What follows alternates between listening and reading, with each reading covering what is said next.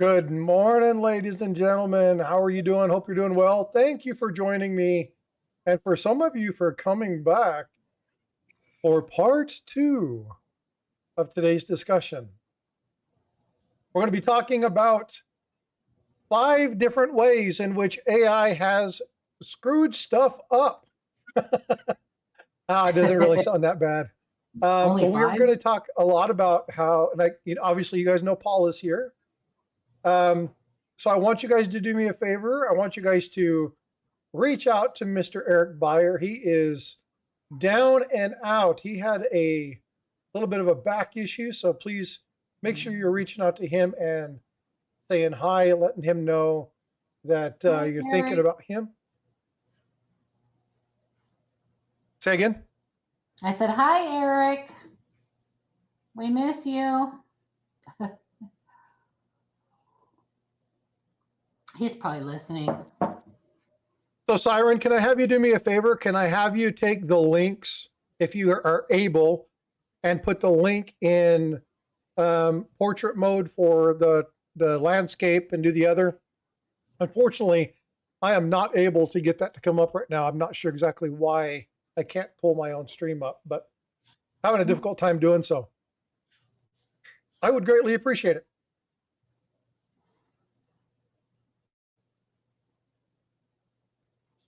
All right. How are you, Paula? I'm good. I have the whole house to myself all weekend. I'm You were so saying that. That excited. sounds like a lot of fun. I know. I'm so excited. It's pretty bad when you're like, yay, I have my own house. Where did my tray go? There it is. There's my tray. Oh, I know what's going on. I gotta tighten this sucker down. Wait, no.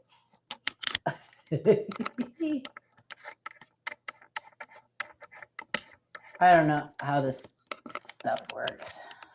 Pardon me, excuse me, pardon me, excuse me. There we go. What is it? Oh, I'm just trying to figure out how to get my stuff to work here. My camera. Good morning, everybody. Is nobody talking? Is everybody's on vacation?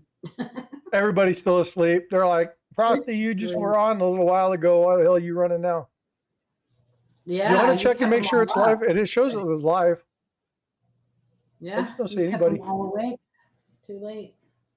They're sleeping in. It's your fault. Well, a lot of them were up already for when I was doing the earlier one. So we'll Yeah. give it a couple minutes. So what are your plans for today? What do you got going on? I am doing laundry. Yay me, because I usually have to fight for access to my washer and dryer, and I don't have to today. And I'm wrapping presents with my daughter. My daughter Bethany is going to come over. We're having a Christmas present wrapping party. Oh, very nice. Yeah. That'll be fun. It's always nice to Oh, have your own time. oh, I miss it. I miss it. Yeah, I haven't had my own time in a long time. No, Rockzilla, I could not sleep. I take a medication that every once in a while, it's for allergies and skin issues, and every once in a while it'll just put me in this like total insomnia state. And I'm Mm. like, well, I might as well do work. And then it was like, well, I need to get that video done. Well, hell, I'm awake. I might as well do a live. And it was Right? just like, get it done, get it done, get it done. So, all right. Well, hey, thanks everybody for coming in. So we've got 12, 15 people, something like that. People will continue to filter in. I want to walk through more of a continuation of the discussion that we had, not only this morning. Uh, it was a good live stream. Tons and tons of people came in.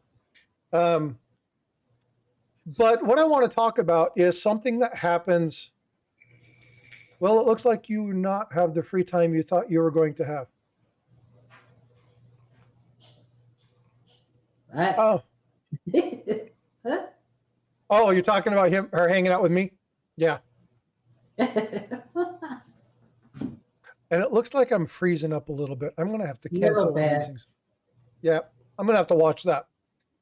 All right. So early. Oh, no more. Yeah, they passed a resolution, so I don't have to worry about the Oh continuing yeah, the resolution. Yeah. I, stopgap. Yeah. I'll be honest with you. I haven't been able to look at what the new proposition was. I want to go back through and read some of it and see if they Yeah, pulled out me some of that too. language. I'm real curious to see what pork they agreed to. Because I was, and again, this was one of those things where I was absolutely against. Uh, this is driving me nuts. I hate it when I freeze like that. Um, We still had like 30 something Republicans vote against it, so which makes me think that there was still a lot of pork in there.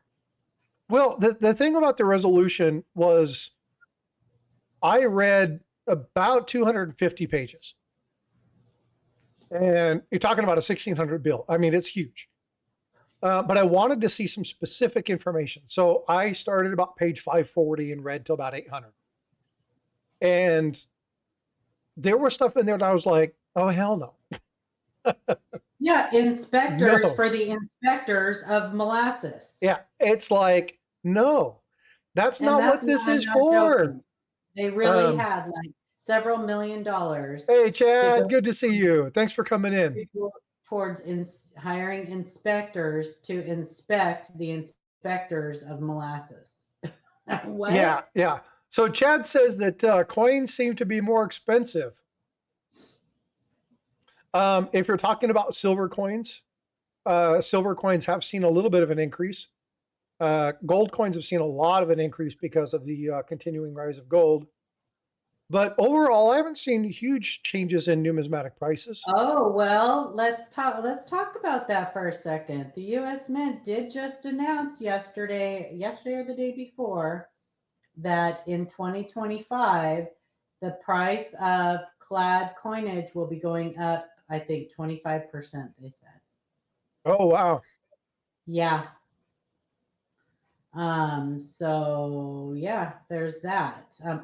They have increased all of their prices, but the Well, pricing for the clad coinage will be the highest increase that you will see.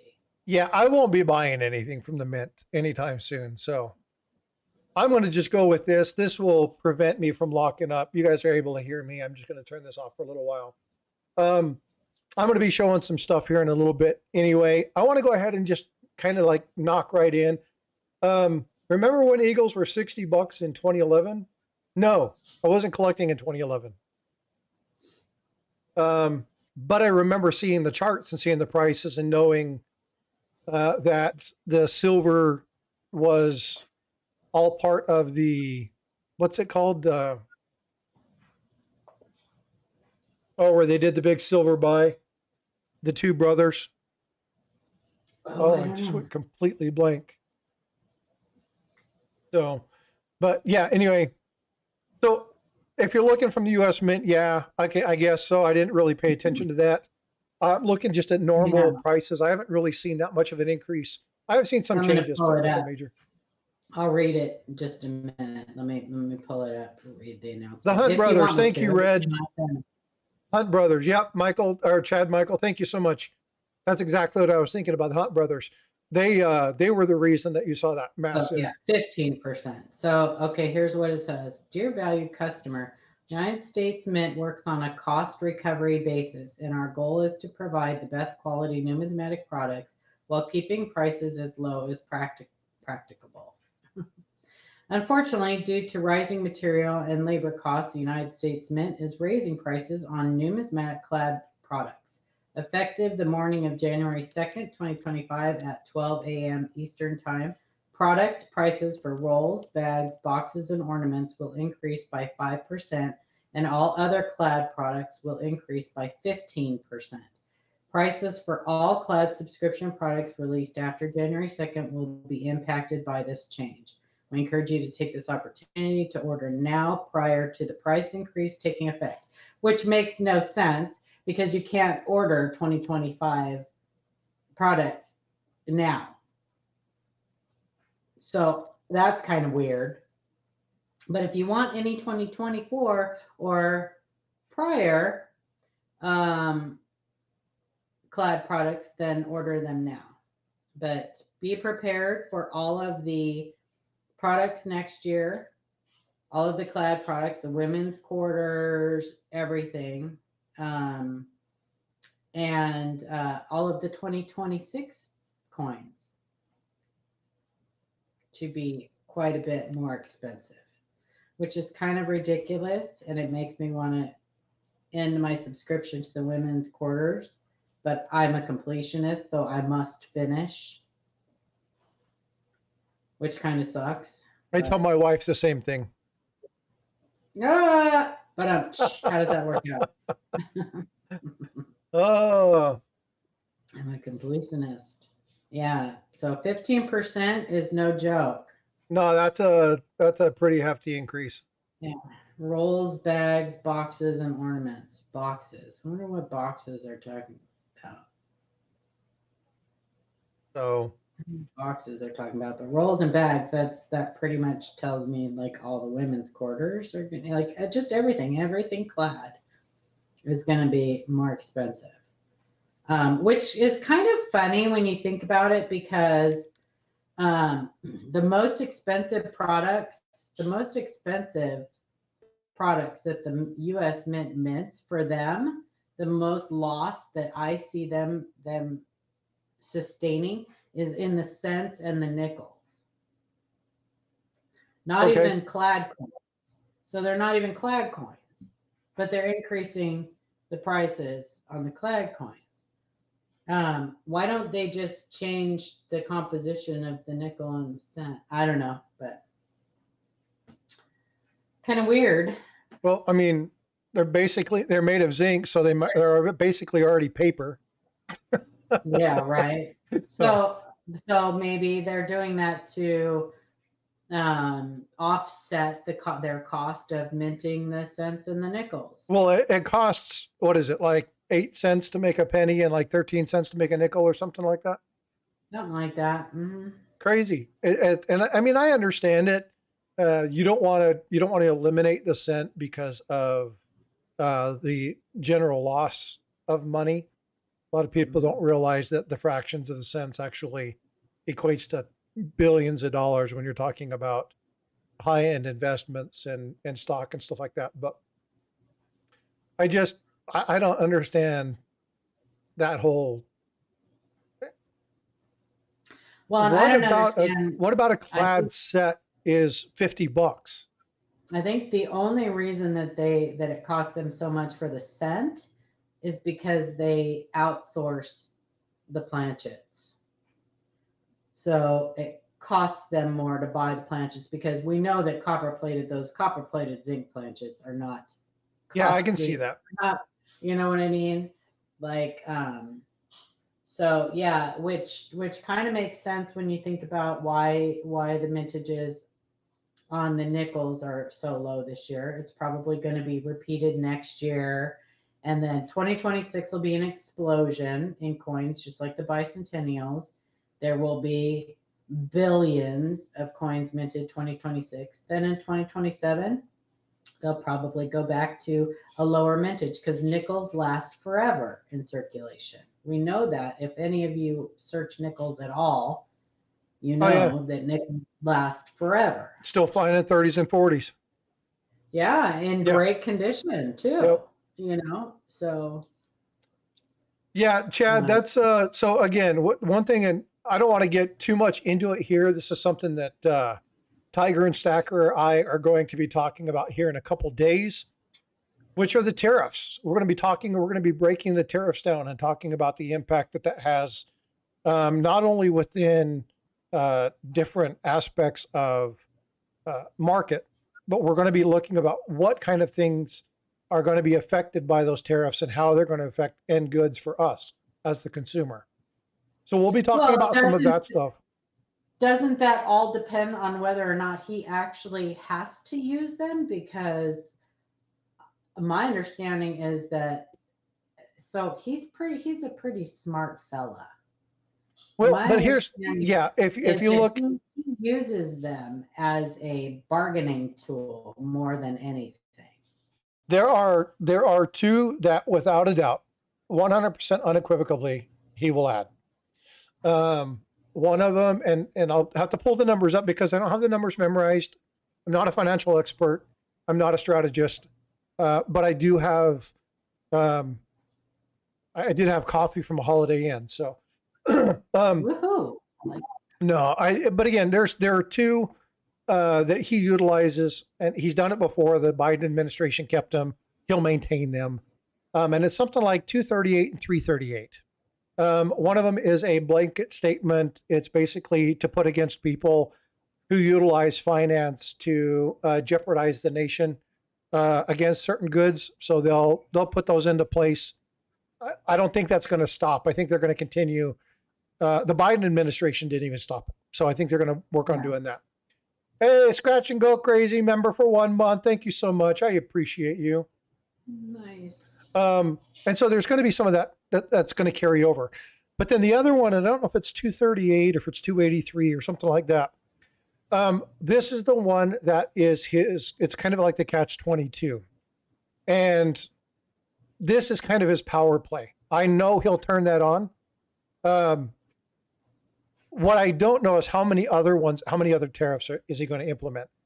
We're looking at potential tariffs in Russia. Again, they're looking at an increase there. But that relationship is more of a you do for me, I'll do for you kind of thing. And it's basically going to be utilized to prevent them from taking any additional action in Ukraine and in Syria. Yeah. So we'll talk, like I said, I don't want to get into that anymore here. Yeah. We'll talk more about that when Tiger and I go live, which will be here in a couple of days. We have a monster freaking New Year stream planned. Nice. Based off of feedback that we've got from people, it'll probably be about 12 hours. Monster. Lots of stuff given away. I'm going to be giving away about $250 worth of stuff. So you're going to want to be there. I can promise you that. So I've got to fix the Night Pirate thing. I had to update and I lost all of my my custom codes. So I'll have to fix that, Red Silver. I got to get with Great Scott and work on doing some of that stuff. All right. Well, we've already kind of chatted about a bunch of other stuff. New Year's Day. Nope. New Year's Eve. New Year's Eve. New Year's Day is the extravaganza. We're not going to cross over the extravaganza. This is going to be from like noon to midnight on New Year's Eve. So, no, we're covered there. We got you covered. No worries there. So what I wanted to talk about earlier, and there probably are a few of you who were here earlier, we talked about AI. Now, I want to be very clear. There are some good and bad about utilizing artificial intelligence. There are some areas, there are some markets where AI is extremely beneficial. And we're going to talk a little bit about that. But over the last 24 months, we have seen a number of massive disasters. Now, if you go back 4 or 5 years, we've seen even bigger disasters regarding AI. Now, Paula and I have talked about this a lot. Paula, way more than I have. And that is the problem when talking AI in relation to things like stacking and coin collecting. There's so much misinformation out there that the information that I got on the 16th of December, which was that YouTube is going to be pulling its 800 million resource video, reaching out to all the content providers and asking them if they would be willing to submit their content for use in machine or mechanical learning. This is an adaptive AI learning process where they scrub all the videos of the people who opt in, and they dig into the component. They look into the videos, they look at your content, they look at your imagery, they break it down, and then they go in and they suck all your data out of you, and then they feed it to this AI entity. I'm not sure who they're supporting or which one they're with. Obviously, it's probably tied to Google, being that Google is the parent company of YouTube. And so there's going to be some things that we have to look at in relation to that. Now, that's what we talked about earlier. We talked about the potentials. We looked at some of the numbers. We broke it down. We went through some other stuff. If you want a very long, fun conversation that went all sorts of which ways, go check that out. What we're going to talk about right now is this. And this is from CIO.com. Now, this is an article that I'm just utilizing. I don't have full-on rights to use this however I want. I'm just sharing this information with you, so all rights reserved go to them. But what we're seeing here are things, and I want to make sure that I share this with you accordingly, okay? So these are some of the biggest blunders by utilization of AI. Now, we all have heard that data is more important and has become more valuable than oil. Well, that was created in 2017. It was written by The Economist. You can see this here. And basically what the premise of that comment was is that data is the new oil. So your data, what you do, what you eat, where you go, who you call, this is why things like TikTok and all this stuff, when that you look at the terms and conditions, if you actually read the terms and conditions, it'd freak the crap out of you. But they have access to all your data because the more they know about you, the better the decisions they can make. But they can also be interpretive, and they can take that information and they can try to understand what you might watch, what you might do, how you might do it, and target advertisement towards you. Obviously, there are groups who would utilize this for nefarious purposes. And so one issue that I have with this is that even though it's good to have adaptive programming, even though it's good for things to be looked at, what you really got to be careful with is who carries your data and what you give away. We're talking about this in terms of coins. So we're talking about coin collecting and stacking and things of that nature, right? But I want to go over a couple of these because there's a couple of these that many of you know. How many of you remember the total freaking fiasco that was the AI bot line at McDonald's? Did you ever get to do that, Paula? The what? Sorry. The AI bot line at McDonald's, where you went in, you talked to the machine, and it tried to build your burger for you? No, never did that. It was a total freaking disaster. Okay, so looking at this is what it states. After working with IBM for 3 years, McDonald's said, screw it, we're done. Because not only were people getting really ticked off and not going to them, they just couldn't get social media to kind of align with what they wanted because they kept getting complaints and customers were just frustrated and pissed off. It was always wrong. The AI bot wouldn't understand them. All it would do was just every time they tried to add something, it would just add chicken nuggets. It's like, I want a Big Mac. Okay, you have ordered one chicken nugget. No, I want a Big Mac. You have added another chicken nugget. No, I want an apple fritter. You have ordered your third chicken nugget. Right? It's like, ah. Or it's like Siri. It's like, oh my God. No, Siri, shut up. She's about to ding ding and go check it out. So again, McDonald's went through this, and yes, here we are.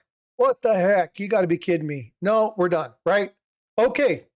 Now, it's not a big deal. It was AI. It was bot-based.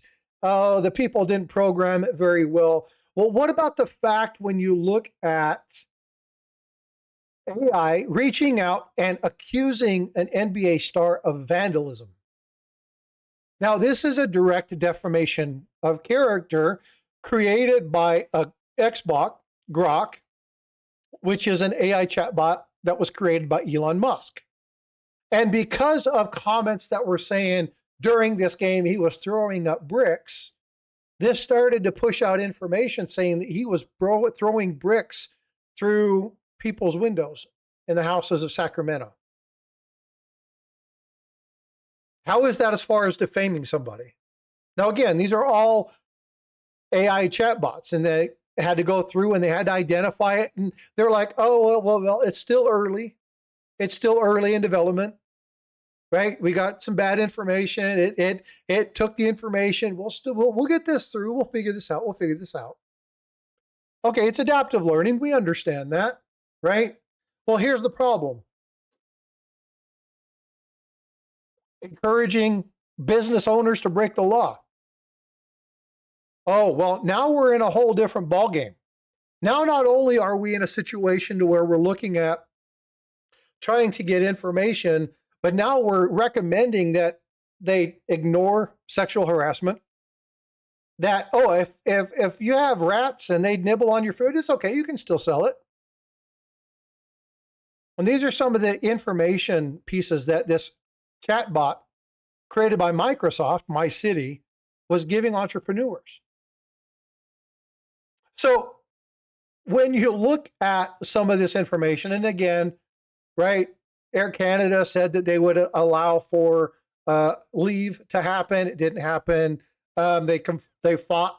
A judge had to finally overrule them and say, yeah, it's there. Sports Illustrated had a whole bunch of people where they were generating faces of players that actually weren't theirs, creating stories that weren't actually there. And they had to actually retract and go back through and say, hey, we got a problem with this. Looking at iTutor Group recruiting rejects due to age. So again, having major complaints, right? So there are problems with AI.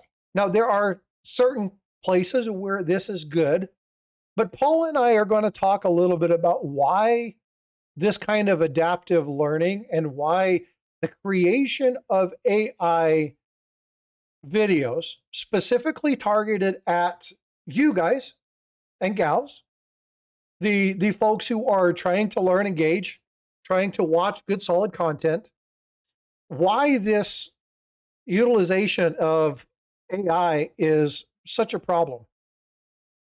So what I would like you guys to do is I'd like you to make sure you're joining into the conversation. I'd like you to make sure that you're looking at various aspects of what we say. If you don't agree, make sure you tag me or tag Paula and say, I don't agree because of this, and give us reasons. If you have the opportunity to pull up an article and you're saying, hey, based off of this, those are one-offs, then that's fine. But Paula and I can give you site after site. I'll just hit Coins of Rosie for the first one. I talked about that one earlier today.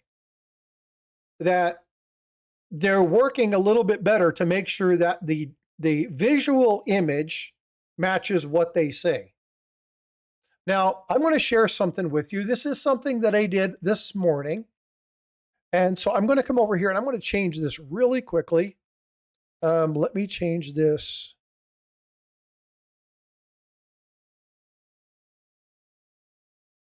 Oh, no, wait, hold on. Let me come back over here and pull this up just a sec. All right, so I created this morning. Some of you were here, you guys have seen this. And what I did is I said, and I went onto AI NVIDIA. There are some great information and say I want to find out information. And I reached out into the chat and I said, tell me what kind of information you want to learn about the 1968 San Francisco Proof Quarter. It's actually one that I put into the packet and I'm sending to one of the gentlemen. His name was Leo. He was in here very, very cooperative and very engaged this morning. And so I put this stuff in here, and this is basically what it came into. Here's why it's special. All right, let's dive in. The 1968 San Francisco. All right, so we're talking about the 1968 San Francisco quarter. Is that a quarter? No, it looks like an Egyptian mummy coin. Now, I built this morning live. Everybody saw me put it in. In fact, that live stream's going bonkers right now. So a lot of people saw me put this in. And again, you're looking at a coin that's not even that. Well, here's this one. San This one Francisco gets me. Proof Quarter is a real gem for collectors. 1968 SF Proof Quarter. SF. It's San Francisco. It's an S mark, not SF. Right? So again, there's misinformation First up, here. the weight. It tips the scales at 5.67. Now, 5.67 grams. Is that correct, Paula? For a proof quarter? For clad. Yes. Yes. So it got the 7 weight grams. Not too shabby, huh? See. But here's One where it gets second. interesting. Don't quote The me on Mintage that. number, I'm going to go only double check my 3,041,000. work. Because I don't have all the weights and crap. No, it's okay. Yeah, so What I actually year did you say? 68 proof quarter. 68 proof. 1968 proof. 5.67 grams. Yes. Okay. Now let's look at the mintage.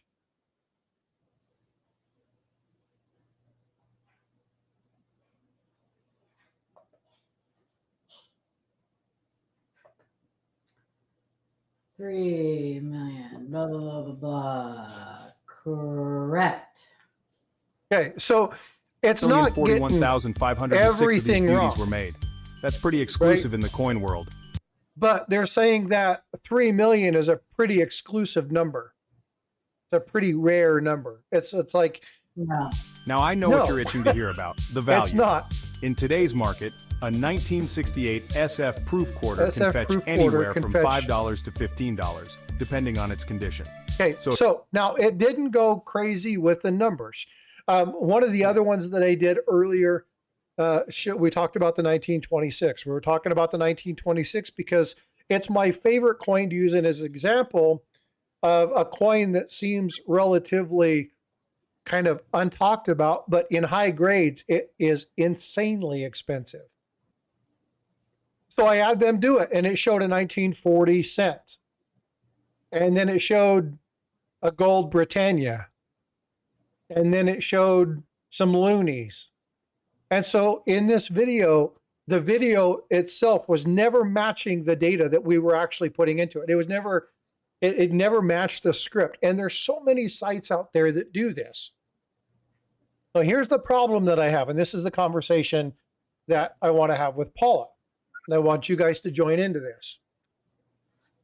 If there's 800 million videos, and we know that there are tens of thousands of these coin videos that do not give good, solid information, what kind of adaptive learning are we going to be getting in the coin community or in the stacking community when the information that it's gathering is absolutely just wrong? Mm-hmm. How are we to fight this? What are we supposed to do as collectors, as stackers? How are we supposed to safeguard ourselves if we don't pay attention to this? So what I want to do is I want to just kind of have that conversation, just kind of chit-chat back and forth, and get people's feedback, get people's thoughts about what's going on and what's the situation. And let's talk about some of those items. Great, Scott, I just got your text message. Thank you.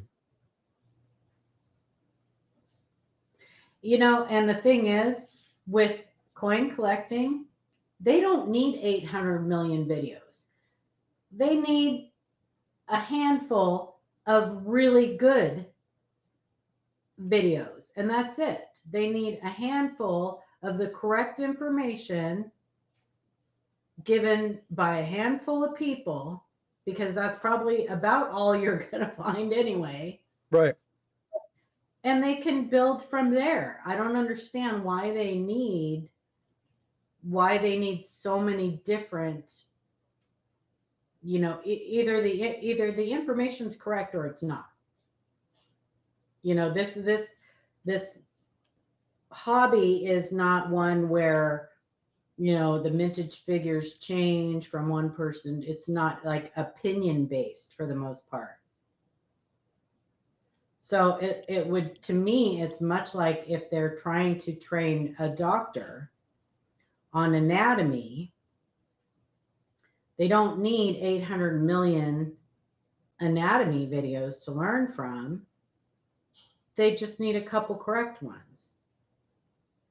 Does that make sense what I'm trying to say? Like, it's, if you're building a AI on something that's kind of opinion based, then I understand the need for more like opinions or whatever. But when you're building AI on something educational that is not opinion based, that is very specific and I don't even know what I'm trying to say. You guys No, are not I'm Get to tracking the point, gist of what you're trying to say. Once again, I'm taking you on the scenic route through Paula's weird brain way of thinking. It's all good. It's all good. Well, again, You know what I'm saying though? Like I know that it really is a struggle for educators like myself and stuff in this hobby to have to fight against all of this bad information that you guys get, because there's so many people out there who do these videos for all the wrong reasons. yes. They do that because they want to make money on their channel, and it's clickbait, and a 30-second video telling you that you can make money on this and your pocket change, blah, blah, blah, blah, blah. And that's it. That's probably 90% of what's out there, is all this just clickbaity crap and worthless, or people wanting to show you their amazing pocket change find that they found in a parking lot under Billy Joe Bob's 4x4 rear front tire, or rear driver side tire, rear front. Anyway, you get the gist. You want to try that one more time? They want to show you their amazing find that's really a parking lot coin, but they want to turn it into something that it's not. So that's like, there's a lot of that out there too. If they would just be smart and use the ANA's videos, I mean, there's really great videos out there that are strictly educational. They don't need all this other garbage, I don't know. No, I fully understand. but Jackalope said it. Less videos means less advertising income, and it's all about money, right? So bottom line, the longer that they can keep you on a platform, the better off it is for their pocketbook, right? YouTube is competing with Instagram and stuff like that. Are we talking about, what are we talking about? Are we still talking about them training AI? Well, you're talking about why do they have so many videos?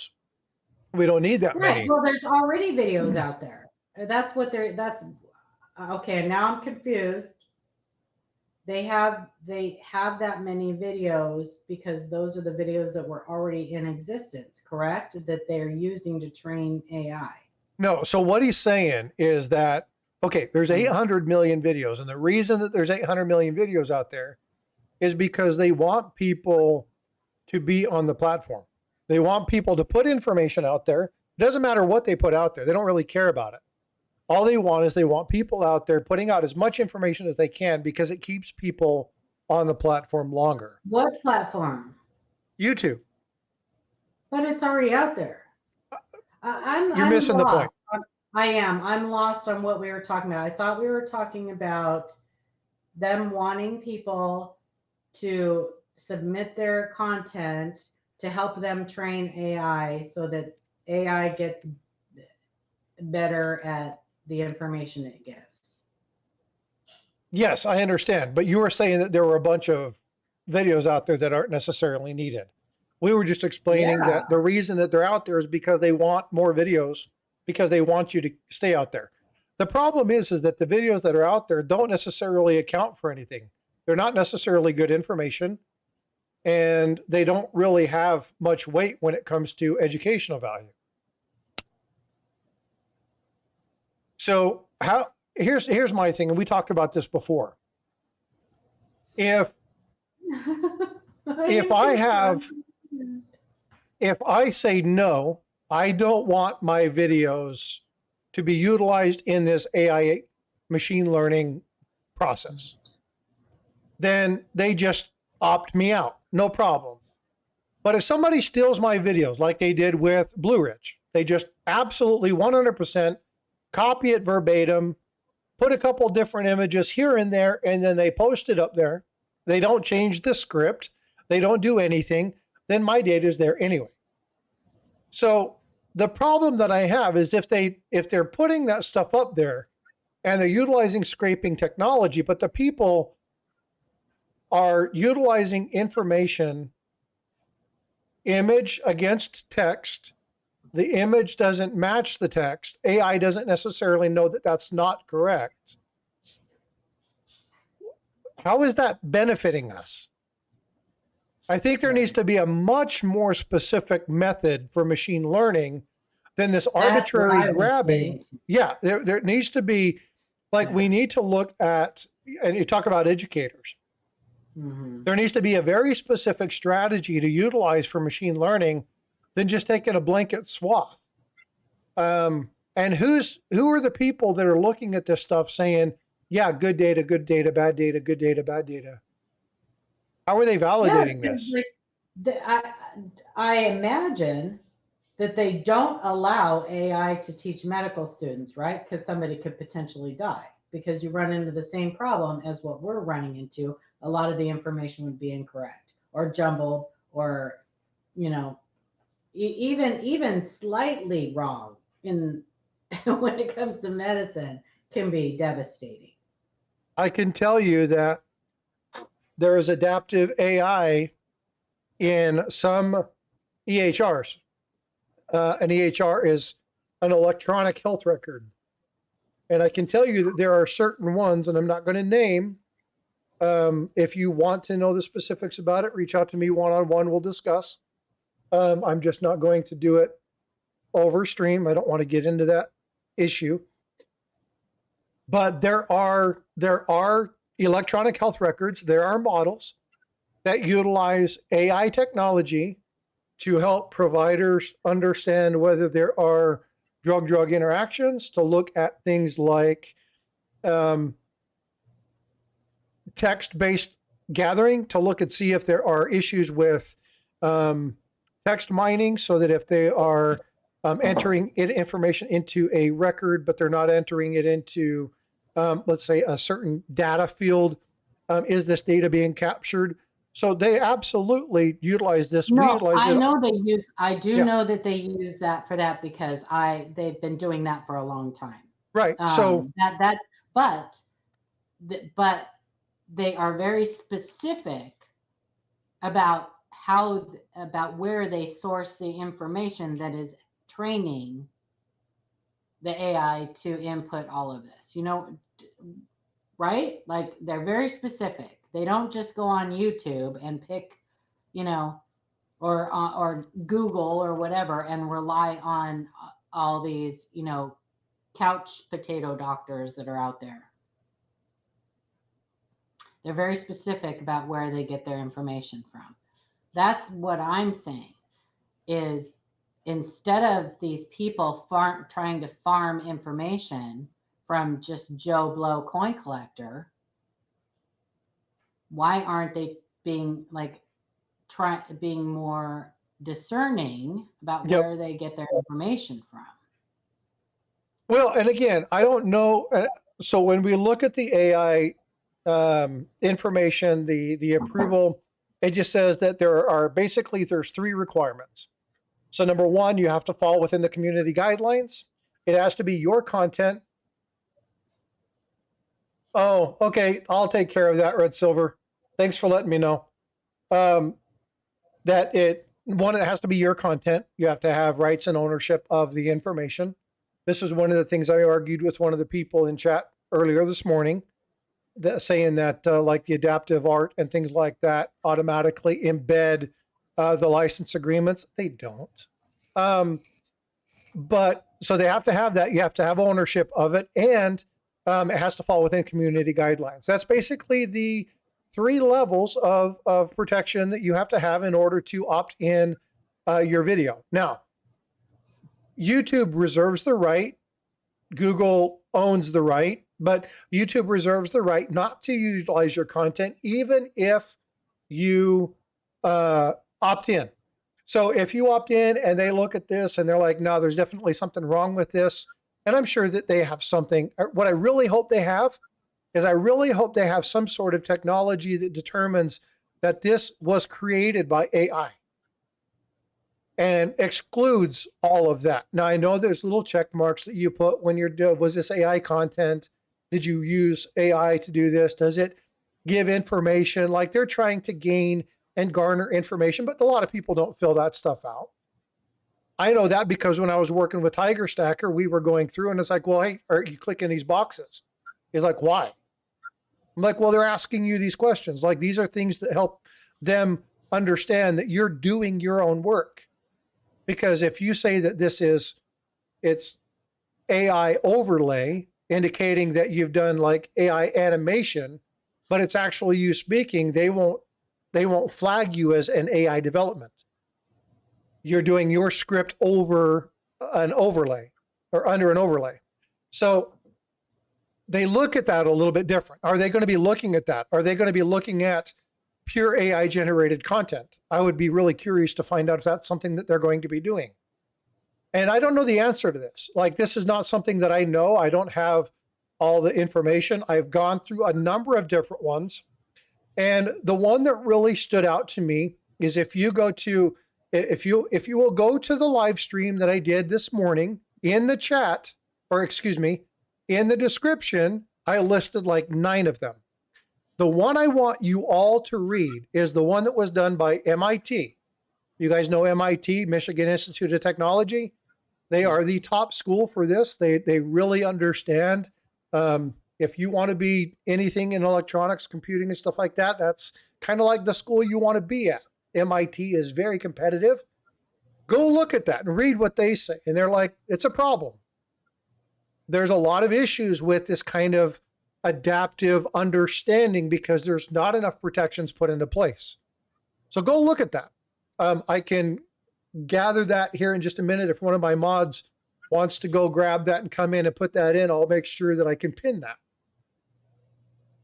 But when you look at data, you look at information, you look at news reports, you look at whatever, number one, understand the source. Think critically. If you're looking at a weight loss thing and it's done by Jenny Craig and they're talking about how effective this program is, oh, by the way, all the supplements are Jenny Craig. Oh, by the way, all the food is Jenny Craig. Oh, by the way, all the doctors were run and owned by Jenny Craig. How reliable do you think that data is? So when you look at stuff, be a little bit critical in your assertion and in your viewing of understanding what is it that they're actually giving me. When we talk about this, Paula and Livecoin QA, when they break down, it's not like they just say, "Oh, that's what this coin is," right? It's not that easy, right, Paula? Right. Yeah, say they have to dig in and they have to look at multiple sites. They have to say, okay, Occam's razor, I'm going to use her favorite quote, the easiest solution is usually the most correct one. Somebody comes at you and say, I have 4 of the exact same extremely rare error that we've only ever found 2 of. It's probably not what you have. Yeah, that's one of my favorite of Ken's axioms. If you have the first clue to knowing that you don't have something rare is when you have many of them. Yeah, exactly. And so, again, when these guys do this, they don't just go through and say, oh, yeah, that's not it. They have a multitude of sites. And again, I can put these sites in here, but I'm going to list a few off. Variety Vista, Wexler, Copper Coins, Kineka, Redbook, Graysheet. You can utilize NGC PCGS, right? You can utilize Numis Media. Numis Media. What's the other one? I talked about it this morning. Ref.com. Numista. Right? There's so many great. Oh, we did Cuds on Coins. Right? We talked about that this morning with somebody named Leo, who was gracious enough to send me some pictures of some coins and look at these items. So again, there's a lot of great stuff out there where you can do it, but don't take one source. Don't take one simple source of data. So earlier, Paula, you and I were talking about something that aggravates the crap out of both of us. When people do searches, can you enlighten people on what that was? Oh, well, yeah. A lot of times when people search something about a coin, the first thing that comes up is an AI generated bunch of garbage. And it's very, very frustrating because for years now, a lot of us who are, on the education side of coin collecting have had to fight bad information generated by real people. Now we're not only doing that, but now we have to fight against Google. So what happens is when I tell someone who, a lot of these people who I help are brand new to the hobby. They have no clue who I am, who Ken Potter is, who any of these people are, right? So they'll ask a question and I'll answer it. I'll give them resources, everything else. Well, they follow up with me now with a screenshot of an AI generated description or answer that's completely wrong. Who are they going to believe? Me, who they have no clue who I am and never heard of me or anything and think I'm probably just making stuff up, or Google? Well, so you got a double-edged sword against you too. Yeah, it makes things 100 times more difficult now for me to convince people that the information I'm giving them is correct and the information they're receiving from this other source is incorrect. It makes it almost impossible for me. Let's see. I've shut the other things down. Let's turn this on. Oh, that leaning forward. Hello. Big old freaking monster mug shows up on the screen. I do not want to do that.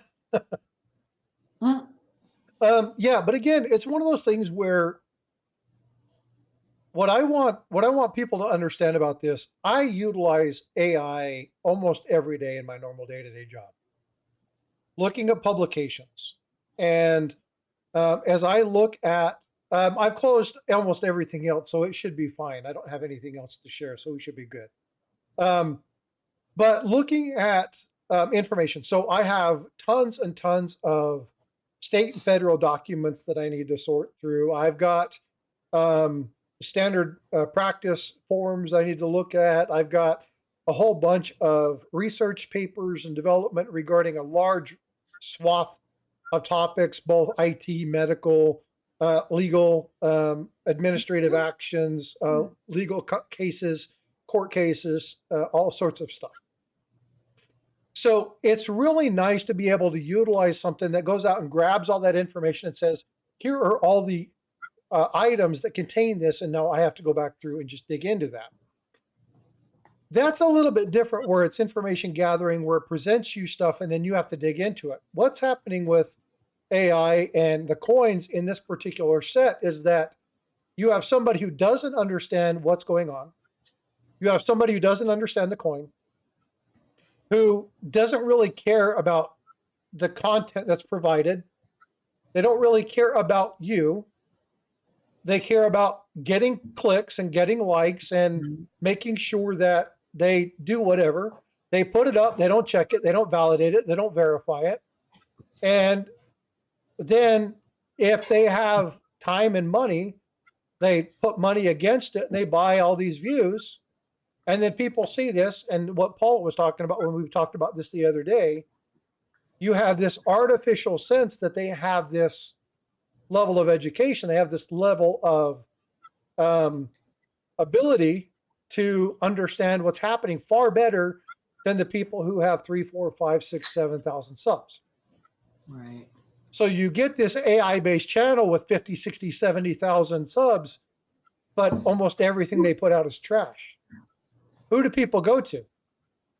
You're competing with big market media, Google. Like, how in the hell can a small little entity like us compete with the big industry? So people don't think about that. They don't look at the fact that this is, we're here to protect, we're here to do this, we're here to make sure that you guys have the best information you can. The level, I can't even count. Would you guys say you have like 70 years, 80 years experience between the folks on QA? Oh, much more than that. Yeah. But yeah. Oh, well, you have like almost 80 years experience yourself. Myself, right? Yeah. I mean, God. She's like, I started when I was 20. No, but I mean, you got Sean, Shay, Shannon, Amanda, who I think is just absolutely brilliant. We talked about her overlays and why that was so important. Yeah. Kind of broke that down, showed people how that went. That went really well. But there have been 3 people on that panel who have actually come alongside of me very, very closely and given me information and stuff. But I wouldn't know what I know if it wouldn't have been for their knowledge. Now, Paula knows this, Shay knows this, Amanda knows this. Pretty much everybody at QA knows that about me.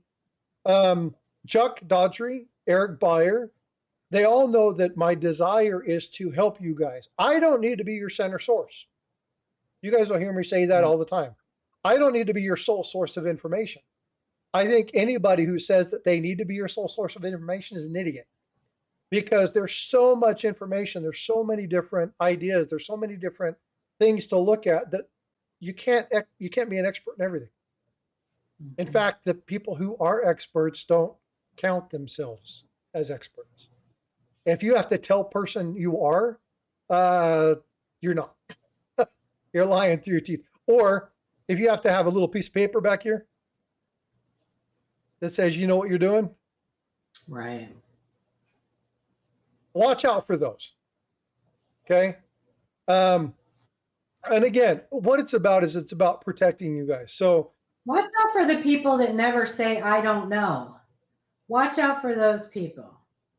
The people that always think they have the correct answer and the information they're giving is the bottom line, and they know everything and they never have to tell you, I'm not sure, I'll get back to you. Or, watch out for those people, because there is far too much information in this hobby for one person to know everything. There's no way. Too much. There is no way. No way. No. Now you'll have people, and I'm going to use Ken Peavy. The key is knowing where to find the information. Yeah. That's the key. Yeah. There are people like Ken Peavy who just had a way of explaining something. Yeah. Yep. Okay. And those kind of people are rare. When they come along, now Paula. Well, he had Plato. He had Plato. He had Plato. That's right. Hey, Scotty, what's up? Hey, Coach. What's up, Joe? One of the things that, like Paula, a lot of people don't realize this. That was her mentor. Yep. He was my best friend. You guys need to understand, like, a lot of people, and I say this, and Paula, I've defended this with you guys, both you and, Angel, you, Amanda. There's a lot of females in this hobby who are brilliant and that know a lot of information. But a lot of people, and again, this is Hobby of Kings, you guys need to understand who their mentors were. Like who do they walk with? What circles are they in? Let me tell you a little bit about the lady that's sitting here on panel with me. Okay? Let me educate you all. Okay? So, first off, here's what I want you to do. I want you, if you're not a subscriber, if you're liking the content, please do so. I'll tell you 41. something about her. She needs to get her 41. toenails done. Needs to get her toenails painted. Um, I'm sorry, I'm sitting here looking at my toes like, what? Paula? no, that's okay. Okay, go ahead. Here's what people need to understand about Paula. Paula's surrounded with people like Joe Cronin. Hold on, I got to step up here real quick. I got to grab something. Have you guys ever heard of a coin called a Henning nickel? Henning. You want to hear something cool about this? I love Henning nickels. This is one of my favorite coins. I have looked over this and read through this and go, where the hell did he find all this stuff? Yep. Spent a lot of money, talked to a lot of people. Absolutely amazing. Yep. Okay, you see this book? You want to know who one of the editors were? Miss Paula Bloom, the lady that's sitting on the other side of me. I didn't do that much. Well, no, but again, here's the thing. What a lot of people don't understand. So I'm very fortunate, okay, to have such a good friend in Paula and Eric and Chuck, Amanda, Shay, Seeker, right? Blue Ridge. I've been very fortunate in coming into this hobby and initially being granted access to icons in this. I have some really good mentors. People who will allow me to contact them and say, I pay him to say this. No, she doesn't. No, she doesn't. I've been very fortunate. I've been very blessed to be introduced to people like Ida Herring, who is the grandmother, the gatekeeper of our community, right? Love that lady to death. And she knows everybody. She's got relationships, and she'll, you know, if you're good with her, she'll take care of you. She'll do what she needs to do. She's mom. But what people don't understand, and what people really need to understand about Paula is, let's talk about some of your mentors. Okay. We obviously have Ken Peavy. Yeah. How often have you worked with your best friend Chuck or Charles? Hey, Charles, my best friend. Did you hear that, Chuck? Now you're my best friend. He's going to be like, Frosty hasn't slept. Chuck was one of my very, very first mentors. Yeah, he's put up with me for a while now. Let's talk about some other people. How about Jack Young? Jack Young, yep. I'm going to be interviewing him on Sunday. I'm excited about that. Ken Potter. Yeah. So what I want you to do is I want you to be listening to the names that are being dropped here. Okay, I don't say this lightly, right? I want to walk in Paula's circle. And the reason... You're walking in my circle. You just don't know Hold on, let me explain. Okay? Now, I have access to every one of those people because I'm friends with her. And because she knows that my intent is the same one they have, is to help and protect. But if it weren't for Paula, if it weren't for Amanda, and if it weren't for Shay, I wouldn't have the opportunity to have the information that I have. I learned more about the 1953 Lincoln cent by talking with Shay than I ever wanted to know. But well, and I'll drop a name that many of you probably don't know, and so this is an example of why you need to be careful when you're getting information and I see it a lot of times. This person will give people answers, and they will argue with this. Anyway, it's Christopher Rhodes. He is so smart, and he's actually part of the LiveCoin Q&A. He hasn't been able to be on panel for a few years now, but He got a he's going to be girlfriend. coming back. But he has a blog site called Adventures in Coin Roll Hunting. But he is also one of the very first people that I met and became one of my mentors. And he is so smart, but he's not well known. People don't know his name. You know, some people do, but you know, he's content just to kind of sit back and help people from the sidelines. You know what I mean? Yep. There's a lot of people like him out there. A lot of people. You don't have to write a book. You don't have to write a website. You don't have to do seminars or, be whatever, to know what you're talking about and to want to help and to be an educator in this hobby. But the way you find those people is through relationship. That is true. That is true. And so the whole point of this is that, I don't know, I'm going to take these off for a second because my eyeballs are hurting me. Please don't ask me to read anything because I can't see squat right now. But here's something that I really look at when it comes to my friendship. I consider Paula my mentor because the information that she understood has come from a lot of studying. But knowing some of the people, now I've never met Ken Peavy. He passed before I came onto the scene. But I've seen his videos.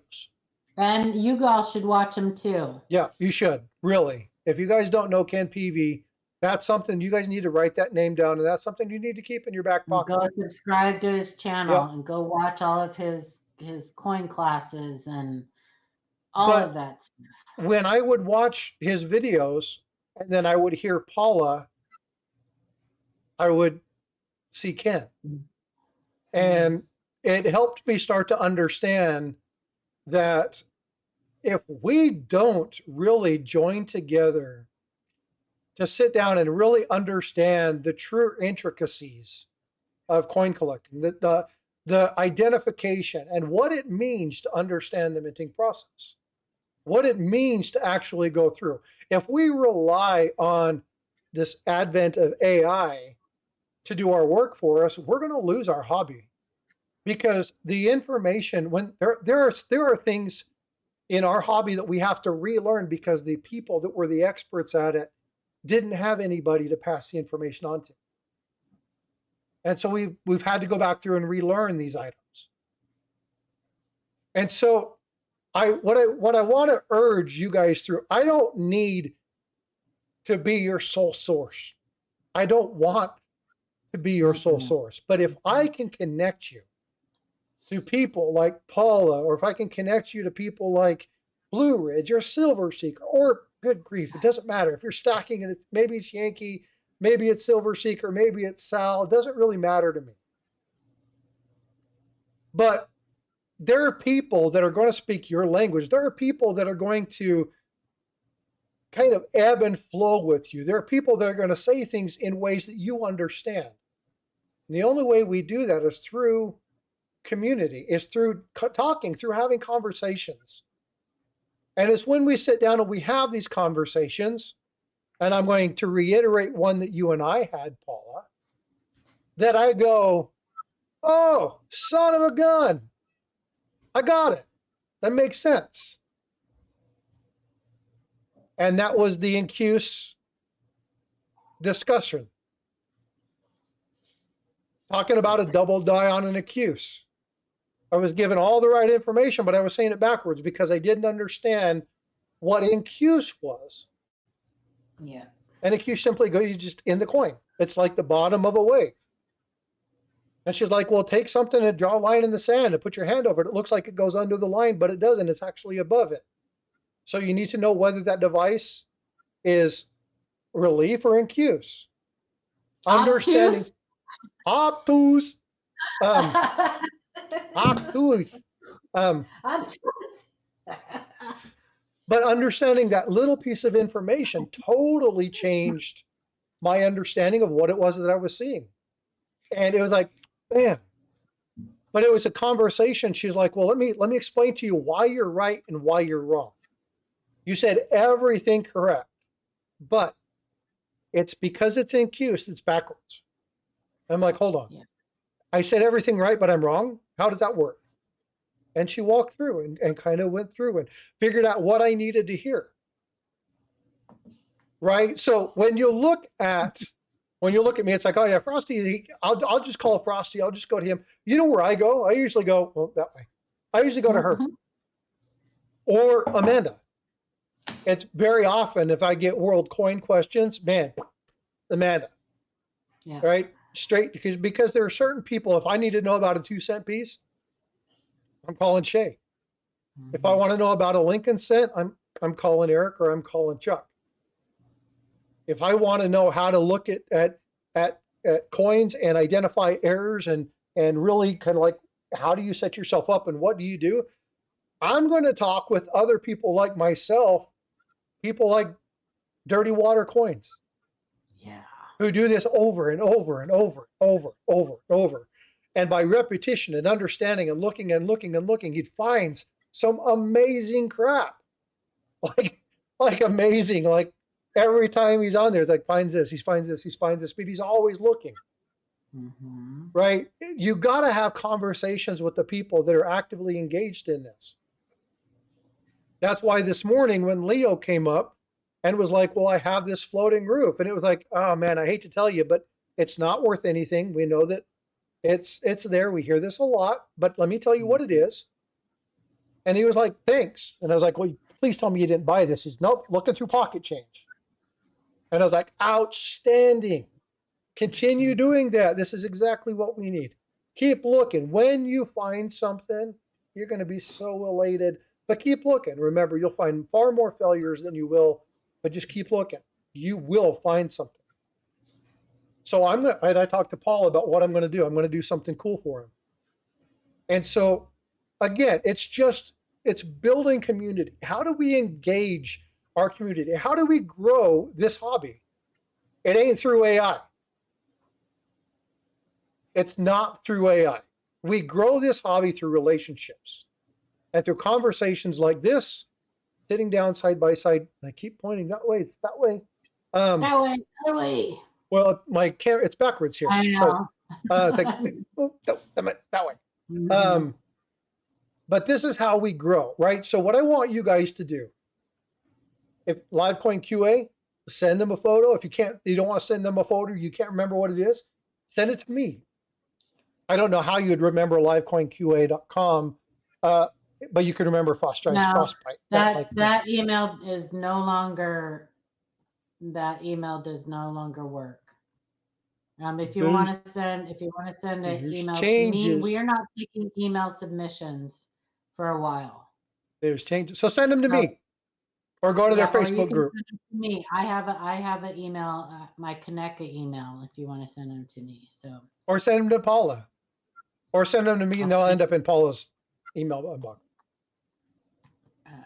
But the point is ask, right? And we were very clear this morning. It's like, look, there's no wrong answers. See, here's something that I learned. I think this is the most valuable lesson that I've learned in my life. Okay?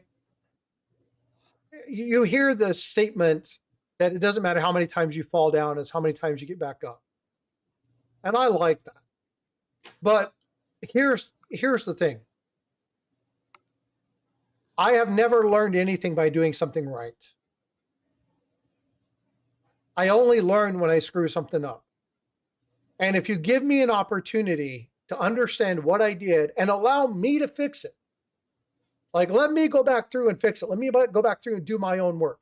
Let me understand, figure out what the problem is, how to overcome it, and then do it. Not only is that cemented, I'll probably do something better. And so there are no mistakes. If you come to me and you say, hey, I've got this really cool coin and it's the pooping horse, Hey, you know what? If you think that's really cool, that's really cool. But let me tell you what it is. Just a night show. Okay. You have the spinning horse or the peeing horse or the unicorn leopard with one eye, whatever the freaking crazy names of these things are. We'll tell you what they are. And if you like them and you collect them and that's what you want to do, then that's fine by us. But we want to make sure that you get the right information. That's our entire intent. That's the entire scope of what we want to do. That's not with just live coin Q&A. It's with Copper Coins. It's with Coin Show Podcast. It's with Jack Young, Joe Ronan, Cronin. I was going to call him Rogan. Ronan. I get stuck with calling him Rogan because I like Joe Rogan. Oh, Rogan. But there's so many people out who really just want to better the hobby. If I can do anything for you, let me just be a touch point. A person that can say, hey, you know what? This person's really smart at this. You know what? Let me connect you with this person. Hey, you know what? You really like doing this, but you know what you really need to do? This is the channel that you'll probably really enjoy this channel. You can come by, say hi, please come watch the streams, but I think you'll really do well here. I got zero issue recommending other channels. Zero. And a lot of people are like, well, Frosty, you're destroying your own brand. No, I'm not. Because I can't grow the hobby if I try to keep everybody to myself because I'm starving you of the information that you need. So allow me to help share people with you. Paul and them do the same thing. I'm going to, eventually I'll do that and it'll be the right way. Or you could just switch places with me. No, because then you'd be pointing at the wrong place again. All right. Now you're going to, yeah. Yeah, so, okay. Yeah. Yeah, wait. I haven't. Oh, now I am going to be pointing the wrong way. Yep. Oh, No, it's frustrating. But anyway, so my whole thing about this AI thing, this is my final end. Don't comment. Don't thumbs down. Don't tell them they're wrong. If you want to report it as incorrect content, then you can do so. But don't engage that channel in any way. Because even a thumbs down is engagement. And the more, even if it's negative engagement, the more engagement that they have, now I just froze. It's okay. The more engagement that I have, the more they push that out. So be careful with that. Watch that. I got my glasses back on. My eyes are. I do think they're going to stop making star notes, AZ, simply for the fact that they said they're going to stop making star notes. Well, so, Blue Ridge talked about this. I wish he was lurking. Yeah. Blue Ridge talked about this and said, yeah, they are doing it. They've made an announcement. It's not just kind of a whatever. They're actually going to do that. So, yes, Invisible River, that's exactly correct. If they know that you dislike them, it'll empower them to do more. Because people understand that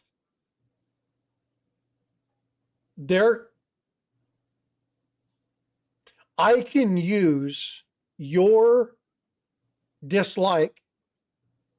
I can do something that you don't like against you by saying it. And then you come and tell me you're wrong. You're an idiot. And I'm like, oh, well, thanks. And then I do it again. And you're like, oh, my God, don't you learn? You're an idiot. And then you call a friend and say, look at this fool. He continuously calls this square thing a coin. It's not a coin. It's a bar. It's bullion. But he continues to call it a coin. There is a channel that has come out full on and say, I know I have bars. I don't deal with coins. I don't have it. I'm not authorized to do it. I only do this, but I call it coins because the entire entity I found that I get, my engagement goes through the roof if I taught coin because I get at least 3,000 people Mm. coming in and telling me that I'm wrong. So I will purposefully do this, understanding that they're going to correct me because it builds engagement and that gains more people. I know it's not a coin, but some people know I know it's not a coin, but there's those people that have to be correct. And there's those people that have to tell people how it is and what they need to do. And Can I expand a little bit on what AZ was asking about before it goes out of my head? absolutely. So I do think that they're going to stop making the star notes because they said they were going to stop making the star notes. However, and this is my opinion, once again, the same thing that made the collectible star notes collectible in the first place is going to be the same thing that makes the collectible star notes collectible when they stop making them. Not all star notes are collectible. Just because they are star notes does not make them special. So if they weren't special before they stopped making them, then just because they're star notes is not going to make them special when they stop making them.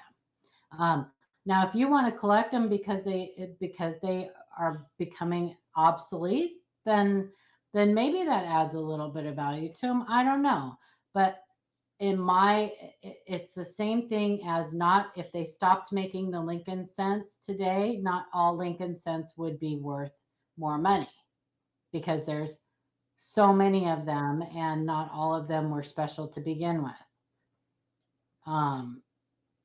Does that make sense? Yeah. So be careful when people start, because you will see people start talking about how you should save them all because they're not making them anymore and blah, blah, blah, blah, blah. That's up to you if that's what you want to do. But I don't think that that's going to necessarily make them more valuable. It may make them more collectible, but it doesn't necessarily make them more valuable, if that makes any sense to anybody but me. Anyway, that's just my opinion. So Yeah. And so one thing about that, now I'm not, Kevin just got my joke. He said, beauty is in the eye of the beholder. And I was like, I beholding my wife. beholden. I beholden. There are things to be said about the quality and the nicety of a coin or a bill, right? Well, and with star notes, a lot of it is the serial number, just like Yep. with anything else, right? A lot of it is the serial number. Like the star note that was just found that was 000000001. And the was that a star note or was that just a Federal Reserve Star note? note. I thought okay. 01 star note. And the 2013B duplicate star notes, right? Like Yeah, amazing those, finds found in a convenient or vending machine.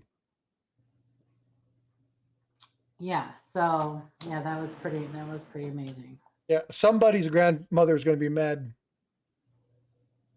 Maybe, yeah. Like you just bought $1,000 piece of yeah. And it did look like it had circulated quite a bit, but Yeah, fun stuff.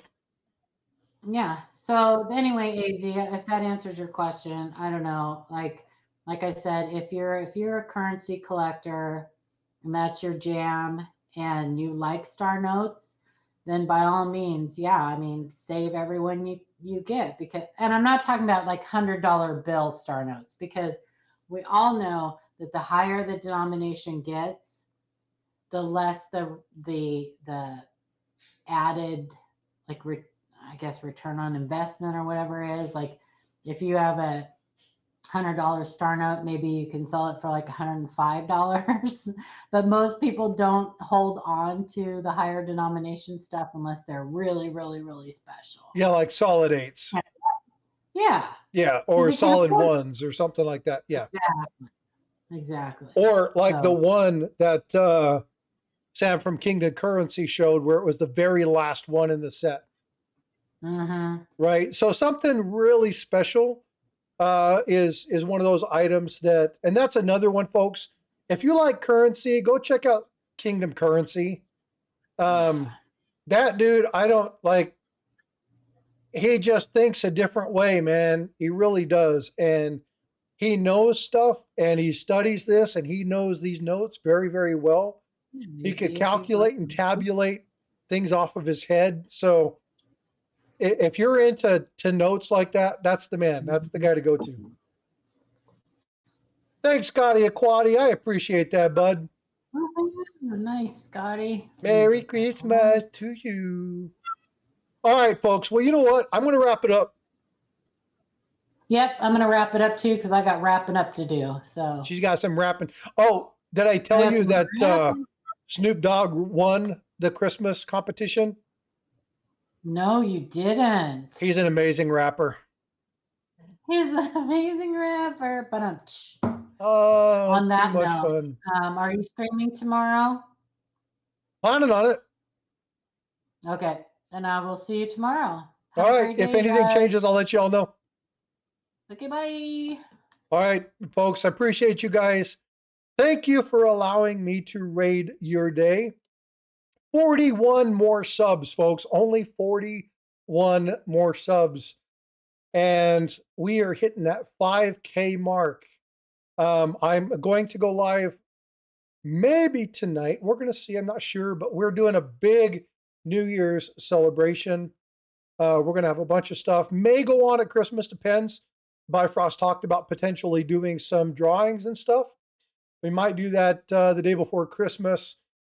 Thank you for the new subscriber. Just made it 40 subs. I appreciate you. But again, we're going to be looking at doing some stuff. She's going to be doing some custom artwork. And she is committed to doing a full-on art piece. And I don't know if you guys have seen this, but she did one for Master Chief that's phenomenal. So we'll look at some stuff like that. She'll make some decisions about what she wants to do. And during that time of the live stream, she will start it. We will check in with her periodically. But she's talking about doing a high-end piece. So again, this is something you're definitely going to want to be to. I'm going to ask this, though, from each and every one of you. If you drink, lose your keys. There are 3 things that happen. Go look at my community post. The first thing that I want to say, Invisible River Ranch gifted 5 memberships. Thanks, Invisible. Azure Blue, Jenny Sweetheart, J Dud, Christopher Ty, and Ernest Edwards just got one. Barbara Wall said to listen to you tonight. Outstanding. Thank you so much. 3D Wordworks, good day. Thanks for coming in. I appreciate you coming in. There are 3 things about this holiday season that I want you all to remember. Number 1 is DUIs are a real thing. Please, if you're going to drink, don't drive. The worst day of the year for mortality in the road is New Year's Eve, New Year's Day. So please do me a favor, folks. If you drink, good God, just lose your keys, get a designated driver, put a couple bucks aside, plan ahead, and let's all arrive safely. That's my biggest one. And the last one is kindness is free. Okay? If you see somebody suffering, you see somebody hurting, a little bit of kindness goes a long, long way. Okay? Tell them a joke, smile, give them a pat on the back. If you hear that they're lonely, check on people, talk with people. Just be a part of the community. Okay? Rideshare is a good one. 3D Woodwork says root beer for me. Hey, that works for me too. All right, folks. Well, hey, I love you guys. Thanks so much for all your support, all the subscribers, 40 more to 5K. You guys are supporting, you're rocking today. I greatly appreciate everything. Well, my call, I will see you in the stream.